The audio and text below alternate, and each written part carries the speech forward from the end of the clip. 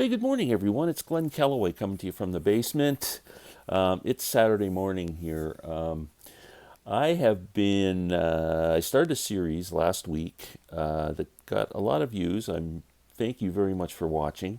It's my favorite decade in music from 1964 to 1974. I put up part one discussing uh, the years 1964 and 65. I would have liked to have gotten part two up sooner, but we're having some construction done in the basement, and I have not been able to get to do some videos and pull records and stuff. So my apologies. I hope I can speed this thing up. Just a quick recap. This was kind of motivated from a question I was asked on a live chat. What's your favorite year in music? And I immediately answered 1967. And then I was questioning myself, going, why did I pick 1967 so quickly? And so I started to look at all the albums that I consider iconic for my musical growth.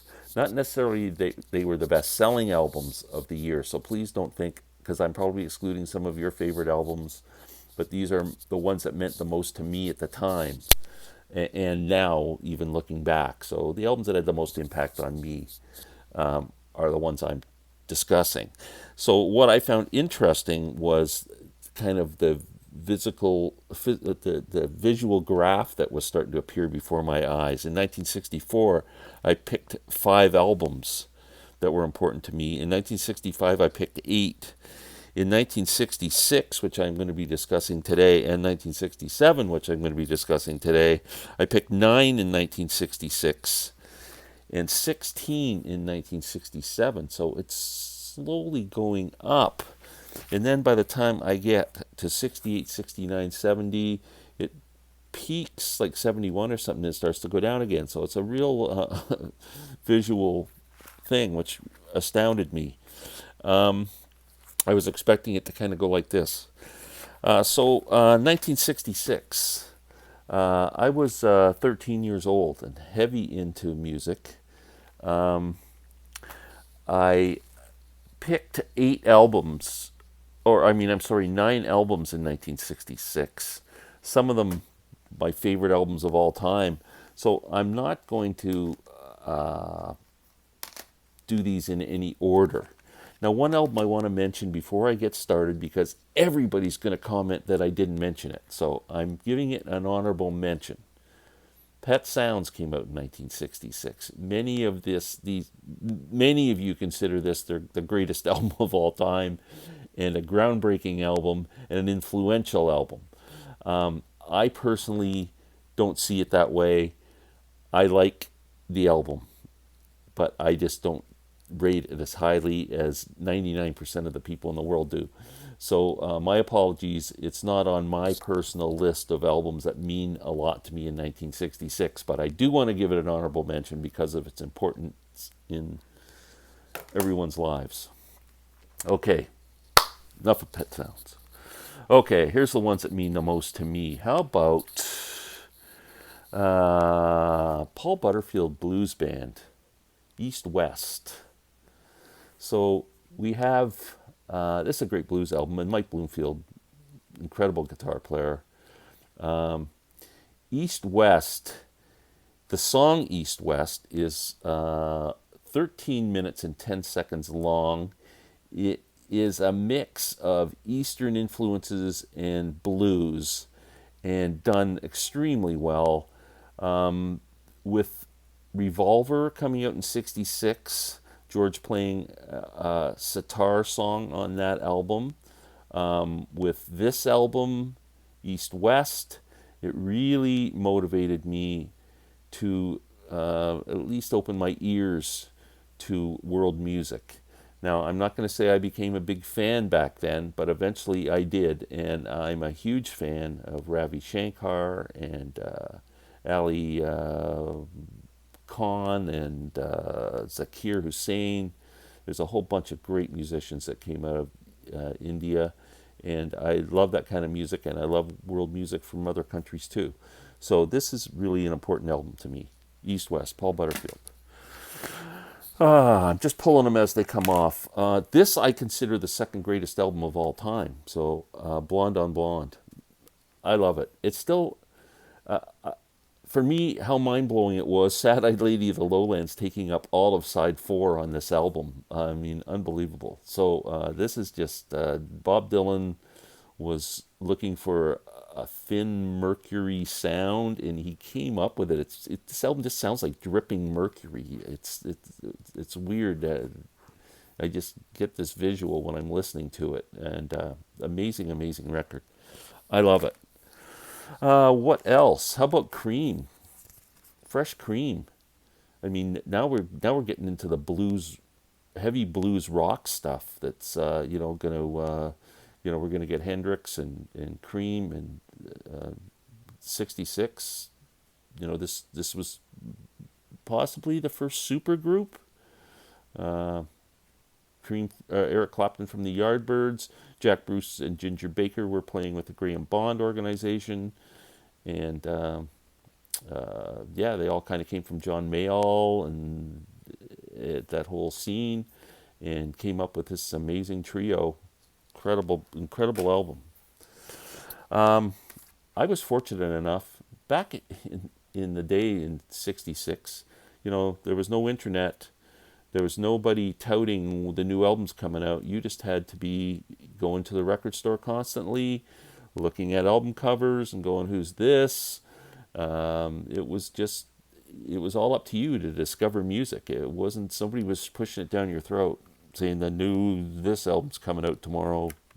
Line up. That wasn't happening yet. And I had a friend who was really in tune to music, and she discovered Zappa really early on, and I heard Freak Out pretty close to when it came out in 1966. And it was so different and so cool. And this album and Blonde on Blonde are the first two double albums in the rock genre. I'm not sure which one was first by a month or something, but both incredible records. Yeah, so Frank Zappa, Freak Out. Toronto had a great music scene in the 60s. The Yorkville area was our Haight-Ashbury. And of course, Neil Young came out of there, and Joni Mitchell played in coffee houses there. And just Rick James, Steppenwolf, John Kay, just a whole wealth. I'm probably leaving people out. The Yorkville scene in Toronto, it was a heavy R&B and blues scene. There was a band called the Ugly Ducklings, who actually, most of them went to my high school, but the Ugly Ducklings were considered Canada's Rolling Stones, and they actually opened for the Stones at Maple Leaf Gardens. They had, their first hit was called Nothing, and they had another big hit after that called Gaslight. But this is an incredible record. If you like early Stones and garage band kind of stuff, you should find this record, The Ugly Duckling, Somewhere Outside. It was just reissued last year, so it should be readily available, and it came out on colored vinyl. But this wasn't actually a bad pressing either. Great, great band. Amazing. Like I said, if you like early Stones, you will love this record. Okay, what's next? The Monkees, '66. Just, I was a huge Beatles fan, and the Monkees became neck and neck with them. I was going, oh, I think I might like the Monkees better. But the Monkees, 1966, holy smokes. The TV show came out. I loved it.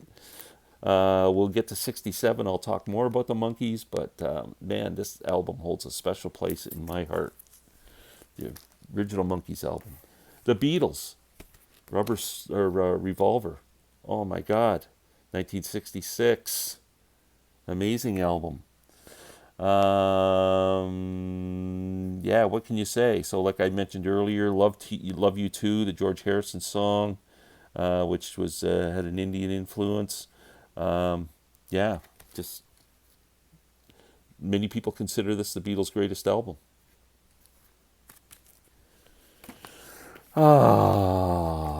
Buffalo Springfield, for what it's worth. I mean, just a great, great country rock album, folk rock, I guess. Folk rock album. Yeah, amazing. Neil Young, Stephen Stills. Um, the names didn't quite become household names until they left, but everybody knew the band. Buffalo Springfield. Too bad they didn't stay together longer. Imagine what they would have come up with. And psychedelic music was just starting to come around, man. 66. How about Sunshine Superman, Donovan? This is a freaking great album. The song Sunshine Superman. It's fantastic. Uh, yeah, Donovan. Love this stuff. Okay, that's it for 66. There was 9 albums.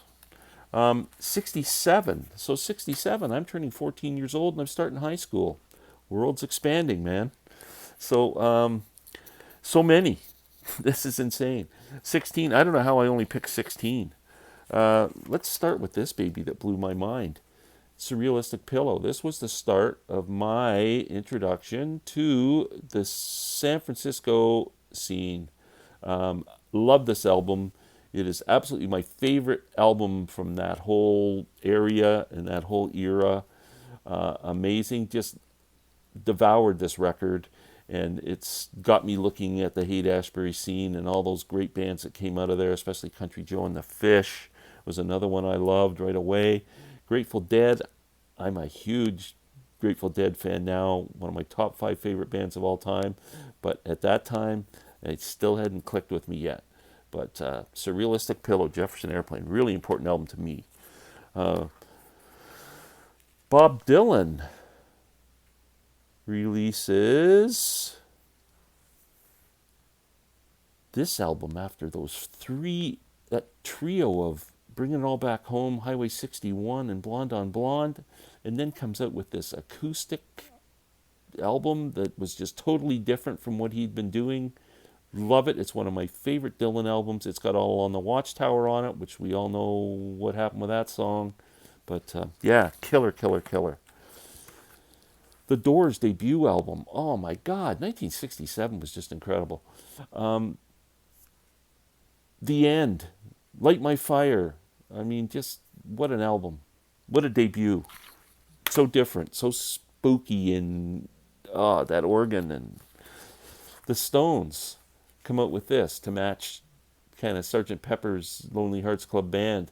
And I'm a huge fan of this album. A lot of people in the Stones fans don't rate this as highly as I do. One of my favorite Stones albums.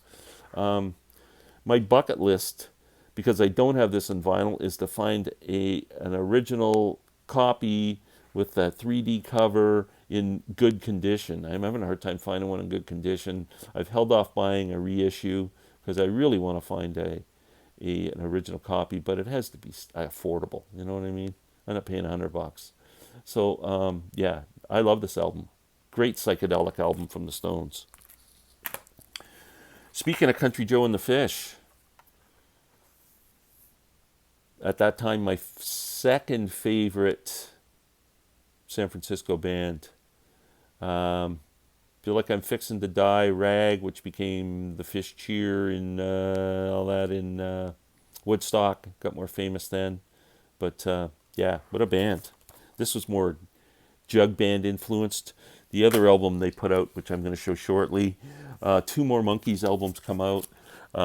This came out in January of 67, I think. More of the Monkees. They were on tour at the time, didn't even know that this was going to come out, and were pissed off, and that's what led them to riot and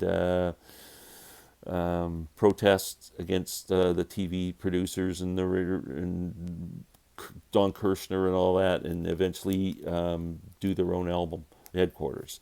So yeah, this is a great record.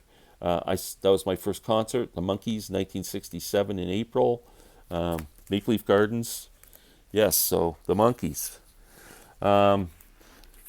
Pisces, Aquarius, Capricorn, and Jones. The Monkees were putting out albums like crazy in 1967. Another Jefferson Airplane album that followed Surrealistic Pillow. This is a crazy record. After Bathing at Baxter's. This is a heavy listen. It's weird. It's After Bathing at Baxter's. That was a Little inside joke with the band, Baxter's was taking acid. So after bathing at Baxter's, after dropping acid, you can tell that they were heavy under the influence.